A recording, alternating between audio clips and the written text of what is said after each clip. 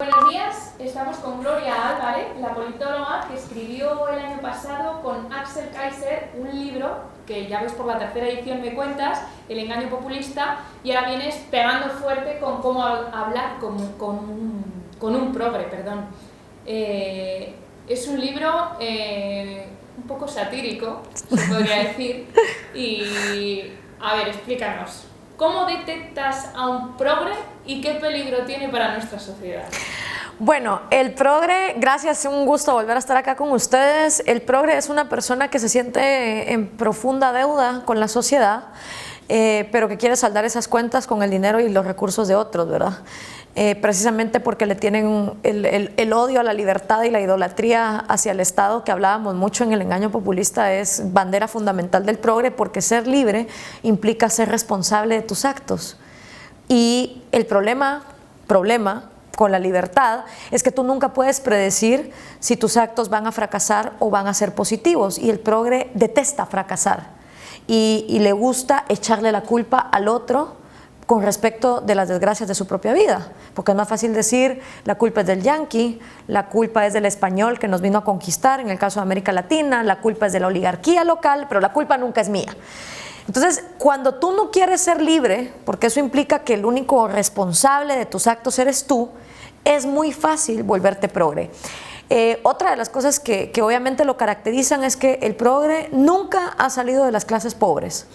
Desde Marx, que era un burgués mantenido por Engels y su mujer, hasta el Che Guevara, cuyo abuelo era uno de los hombres más acaudalados de Rosario, Argentina, hasta Ángel Castro, el padre de Fidel, que ya para los años 50 tenía una fortuna de $8 millones haciendo negocios con Estados Unidos, irónicamente. El progre no sale de las clases pobres, sino que sale de las clases burguesas.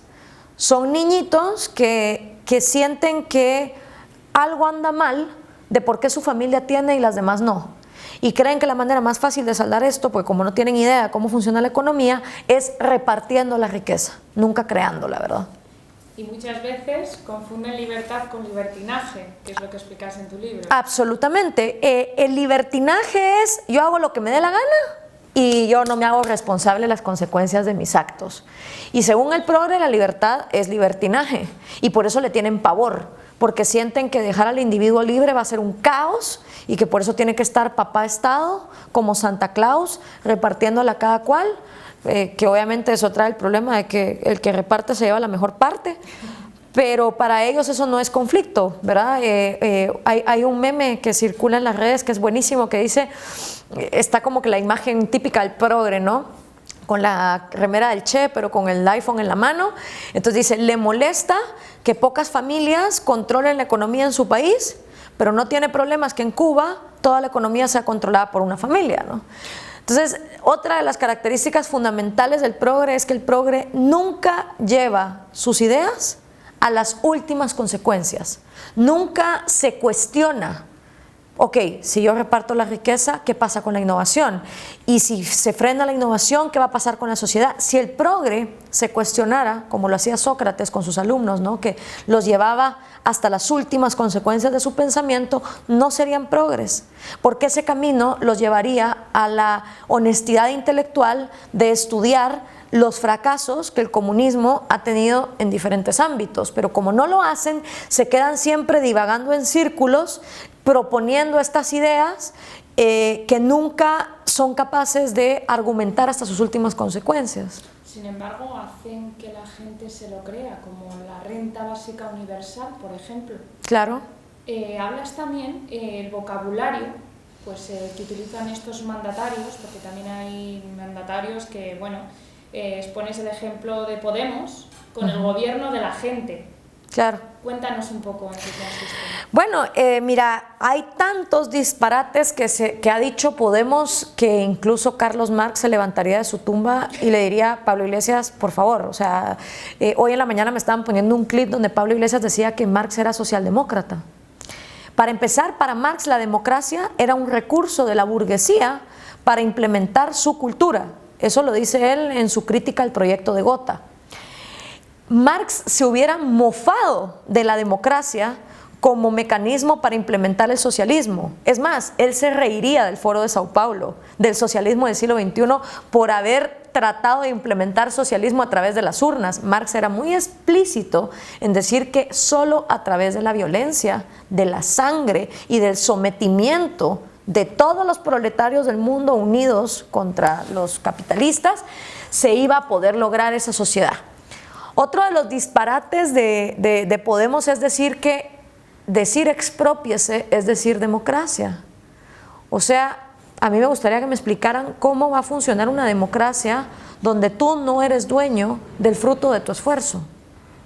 ¿Cómo es posible que en una democracia, donde se supone que cada cual debe respetar los derechos individuales del otro, vaya a funcionar donde tú ni siquiera eres dueño del fruto de tu propio esfuerzo?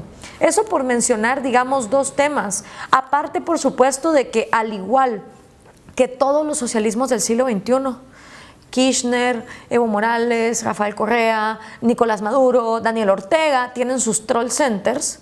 Podemos es genial con el troll center que tiene, y esa es la otra característica del progre: atacar a la persona, nunca a la idea.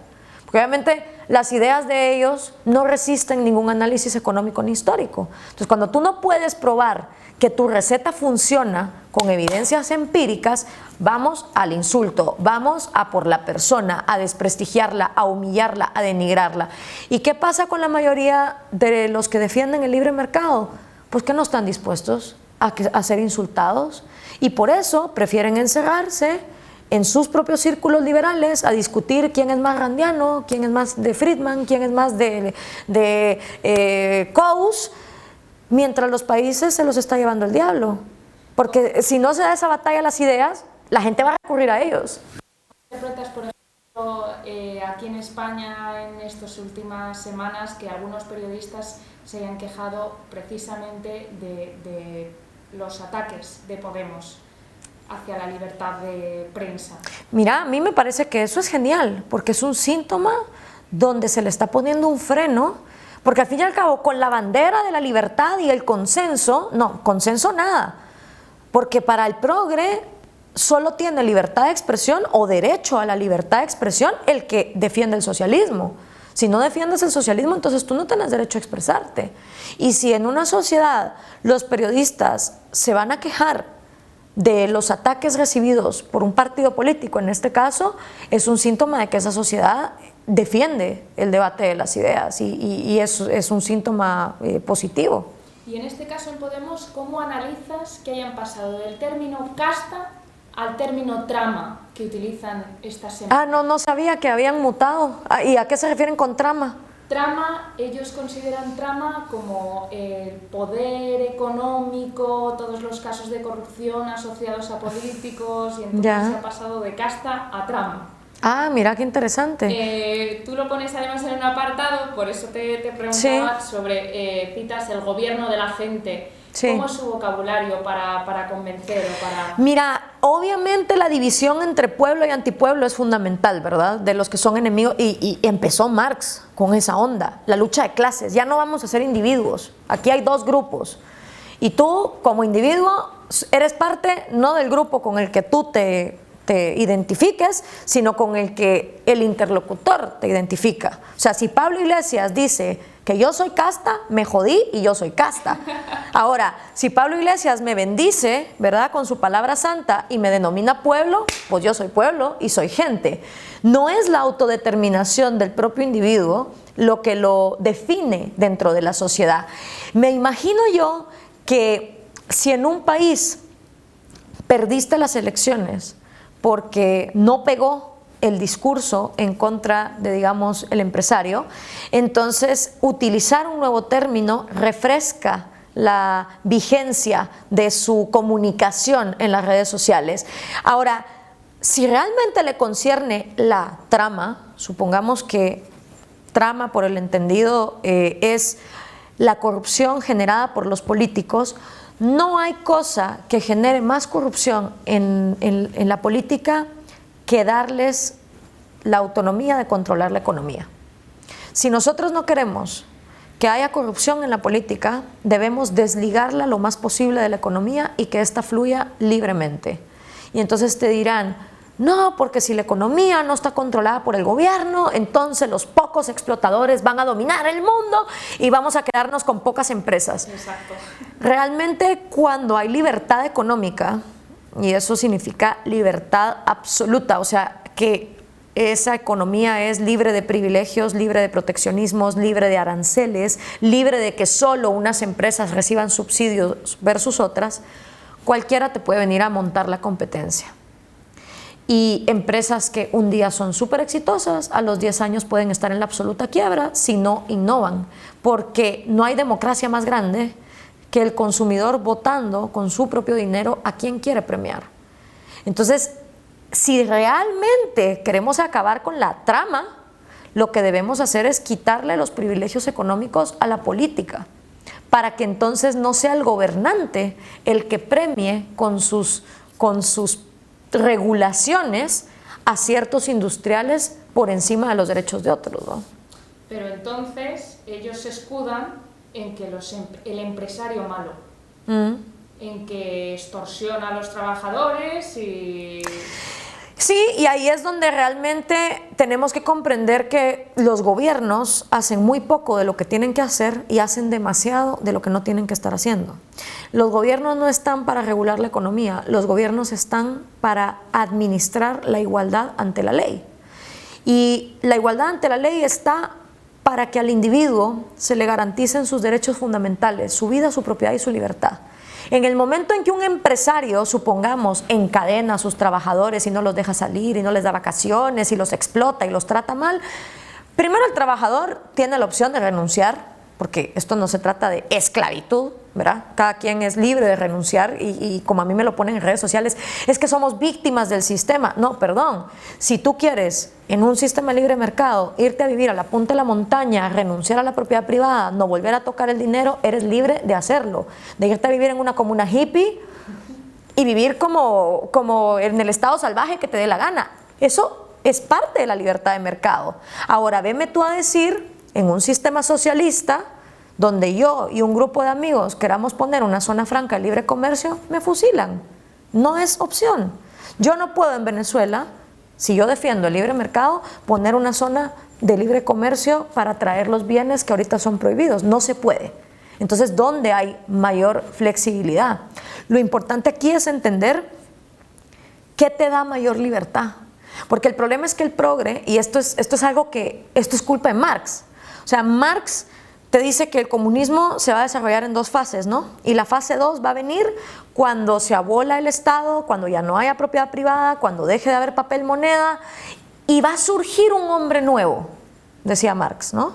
Este hombre nuevo, nunca nos explica cómo jodidos aparece este hombre nuevo, pero este hombre nuevo resulta que no tiene intereses personales, no tiene deseos personales, no es egoísta. En ese mismo proyecto de Gotha que él critica, él dice, el hombre nuevo, a pesar de que produzca más, va a autosacrificarse por la sociedad y va a renunciar a la recompensa que le correspondería por su trabajo. Entonces, Marx nos habla de este hombre nuevo como un tipo que neurológicamente viene conectado de manera distinta. Y claro, digo yo, pues a Marx se le perdona. Pues carajo, para el siglo XIX, ni siquiera Freud, que es lo más primitivo que tenemos en psicoanálisis, había ya existido. Pero hoy por hoy entendemos, por conceptos como la neurociencia, escritores como Steven Pinker o Kahneman, que genéticamente el ser humano está diseñado para tener autoestima, para tener intereses personales, para defender lo que es suyo, porque nuestra supervivencia depende de nuestro amor propio. Y nuestro amor propio es un deseo de que haya justicia. Y justicia es que cada cual pueda ser dueño de lo suyo. Entonces, hasta la neurociencia, ya no solo es la economía, la neurociencia nos explica que ese hombre nuevo de Marx es inviable y nunca ha existido. Pero claro, apareció un Che Guevara, un Fidel Castro, un Hugo Chávez, un Pablo Iglesias, como que si ellos no tuvieran intereses personales ni deseos propios. Y resulta que a la hora de gobernar se vuelven ellos la casta. Se vuelven ellos la élite, pero no es una élite que llegó ahí por esfuerzos y méritos y trabajar, sino por quitarle a los que sí lo hicieron. ¿Cómo ves tú ahora el dilema de que a ellos se les considere ahora casta y ellos se quieran salir de eso. Probablemente por eso es que están usando un nuevo término, ¿eh? Porque como ya ellos entran dentro del ciclo, es lo mismo que pasó con los boliburgueses. O sea, los boliburgueses fue la manera en que el pueblo venezolano respondió ante ver cómo todos los favorecidos por Chávez estaban largando a Miami a vivir en mansiones, a lucrar del capitalismo, que es lo mismo que está pasando con Podemos. Aparecen gente de Podemos con casas, con cuentas bancarias, con una fortuna que queda la duda de, bueno, ¿y esto de dónde vino? Porque antes no existía. ¿Cómo te desvinculas de eso? Entonces, ¿cómo te desvinculas? Pues creas un nuevo término. La cosa es siempre dividir a la sociedad con odio, ¿eh? Y explicas también que uno de los orígenes de este fenómeno podría ser la crisis de las ideologías. ¿Qué piensas de aquellos que dicen que la socialdemocracia está acabada? Yo no creo que esté acabada, porque de hecho, si tú le preguntas a 100 personas si el Estado debería de hacer algo más que seguridad y justicia e igualdad ante la ley, 95 te van a decir que no. Que el Estado está para regular la economía, que el Estado está para dar educación, que el Estado está para dar salud, para darle pensiones a las viejitas, para encargarse de las madres solteras, para que los homosexuales estén incluidos. O sea, la mayoría de la gente aborrece este concepto de limitar el gobierno a seguridad y justicia y que la economía funcione libremente. Entonces, para mí la socialdemocracia no está acabada, porque además socialdemocracia se oye tan bonito, ¿verdad? Como social, democracia, todos felices, unidos de la mano, y no ha habido nadie que a mí me pueda decir qué carajo es la socialdemocracia versus el socialismo.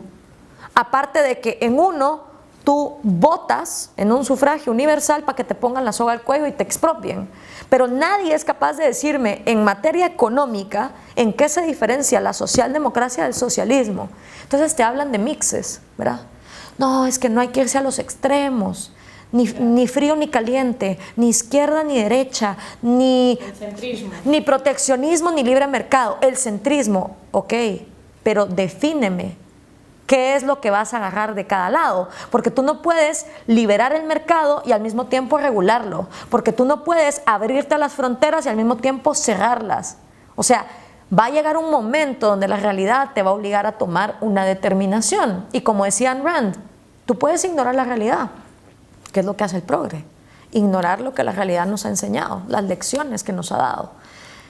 Lo que no puedes es ignorar las consecuencias de haber ignorado la realidad.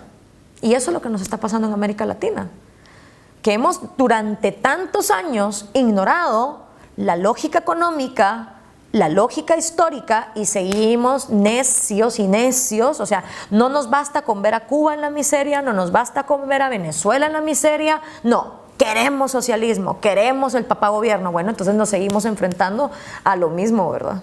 Y frente a todo esto que estás contando, ¿crees que aquí en España, como algunos dicen, tenemos una derecha acomplejada?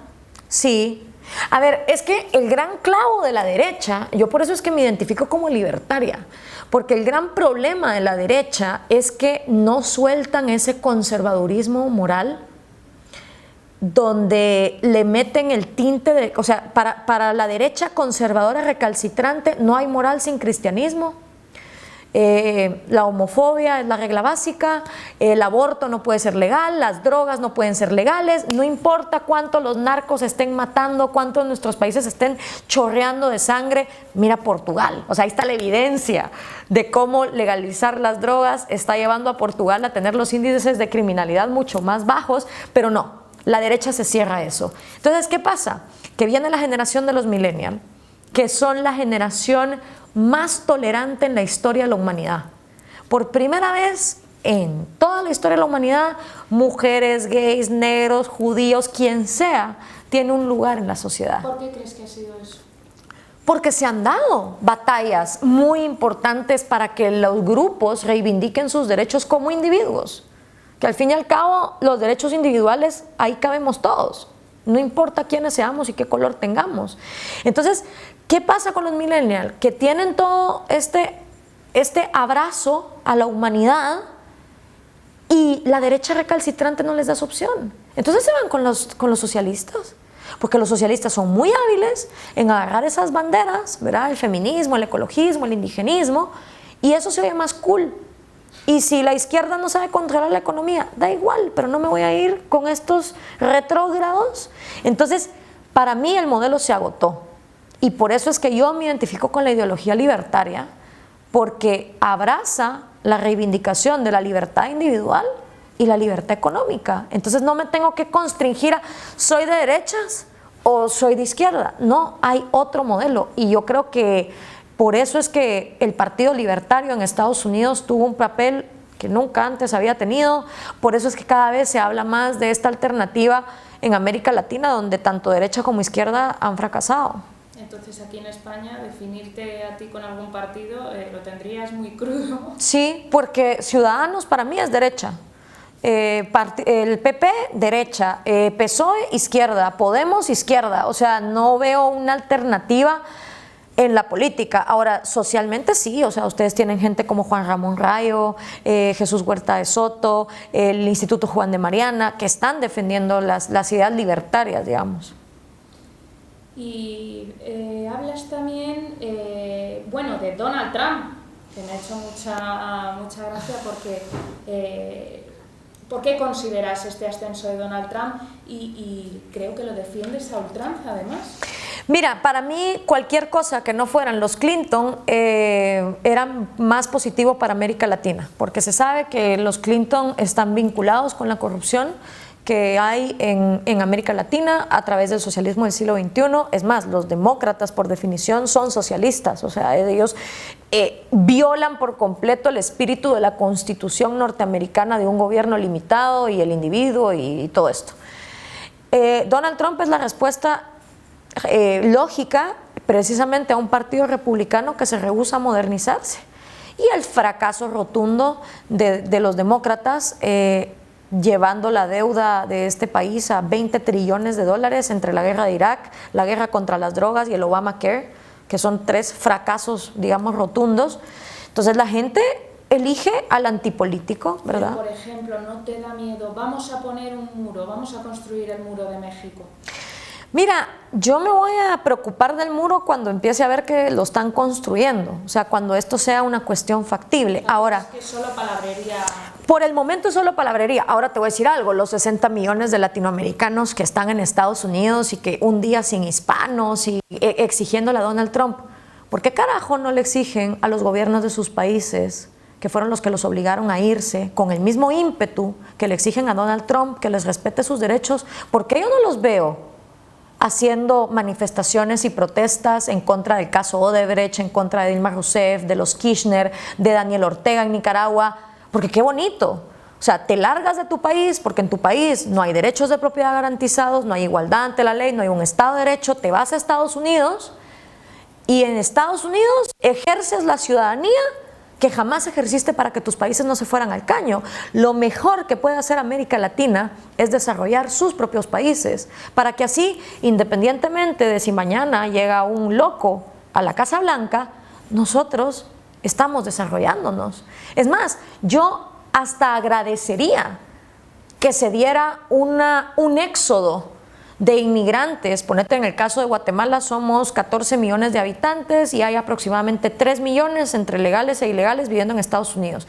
Esos son ya guatemaltecos que vivieron bajo el imperio de la ley, que saben lo que es un gobierno limitado, que saben lo que es el libre mercado. Si esta gente regresara a Guatemala, viene con otra mentalidad, que sería positivo para una cultura que no está acostumbrada a vivir bajo el imperio de la ley. ¿Y piensas que Donald Trump le ayudó a Rusia?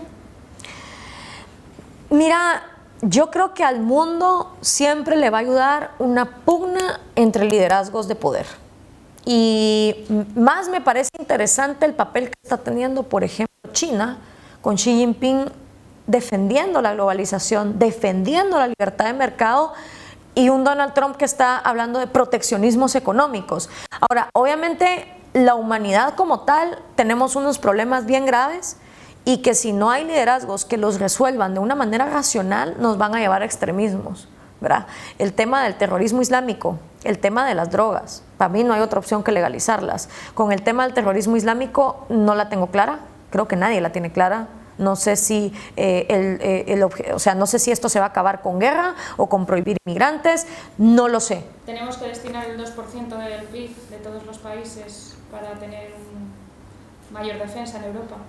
No, mira, no creo que por ahí vaya la solución. Lo que sí creo es que hay que sentarse a tener el debate.